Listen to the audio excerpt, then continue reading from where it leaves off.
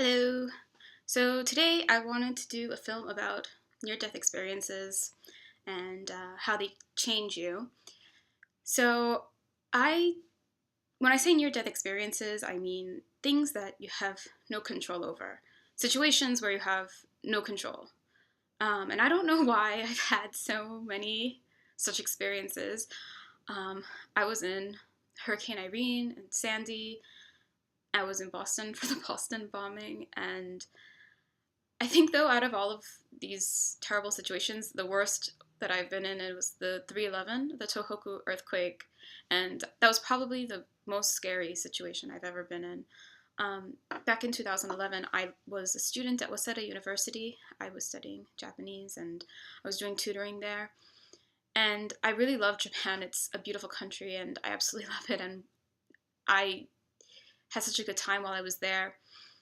And I remember that day very vividly. It was the day before my mother was going to come visit me. And it was also going to be my friend's birthday. So I thought to myself, I will go to the shopping center and buy my friend a gift and buy some food for when my mother arrives. And the store that I was in had these hanging light bulbs. They were hanging from a string. And all of a sudden, they just started to wave very violently.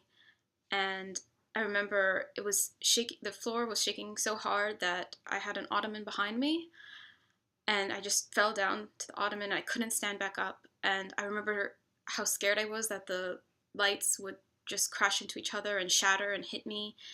And I remember the store clerks yelling, "Yabai!" And this word is kind of hard to explain. It's a slang version of the word abunai, which means dangerous or something dangerous is happening. And I I didn't even realize what was happening. And I remember afterwards I went to the train station and there was this lady there, and I don't think she was from the area, but she was mentioning that there was a tsunami warning. And I was thinking to myself, oh no, I'm in this basement and I'm in the bottom floor of a subway, and if a tsunami comes, it's probably not the best place to be. And I went to across the train station. There was a store called Big Camera, which is this electronics store, and I also was thinking it was very cold out that day. And generally in March in Japan, it's not that cold, and I wasn't dressed very well. And I went to the electronics store and went to the top floor, and I was emailing my parents because the phones weren't working and text wasn't working, but email was working. So I was emailing my parents. I was like, I didn't even think that this would get in the news, and I was just telling them I'm fine. And I started emailing all my friends, asking them where they were and if they were safe. And I remember one of my friends messaged me that she wasn't so far. So I went to her and we went to her apartment and we were watching the Japanese news. And it wasn't giving us a lot of information, just a lot of talking about missing people and trying to find other people. And it was only when we turned on the German news that they mentioned Fukushima and how if Japan doesn't react, that the entire plant could explode and we will die. And my friend was, I remember just panicking, and I was calm, but I think I was calm because I was still in shock of the situation.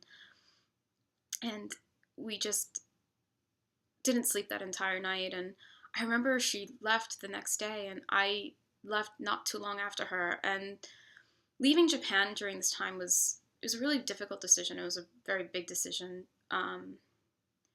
And it was hard. It was really hard. It was a very scary time. And one of the reasons I wanted to make this video is because it's almost the anniversary of 3/11, and I want people to be aware of the catastrophe and what had happened. And people still need help. You know, Japan is a very earthquake-prone country, and there was just recently another earthquake there that was also very, very bad. And actually, it was kind of interesting. I met on Tumblr this group of girls from the Yuzuru Hanyu fandom, and they started a group called Sendaid, which is like Sendai, but Sendaid. And so what they do is they make products, and all the profits that they make, they donate to a charity that's working to help rebuild Japan. They also give out a lot of really good information about Japan and charities that are still working there. And so I'm going to link them down at the bottom in the description. And I definitely, if you have a chance, you should check them out. They're a really, really great group of girls. They work really hard, and yeah, and definitely take a look, because I think Japan still really needs help. And just because I guess I have this personal connection, I really wanted to make this video. And yeah, so thank you for watching. Bye bye.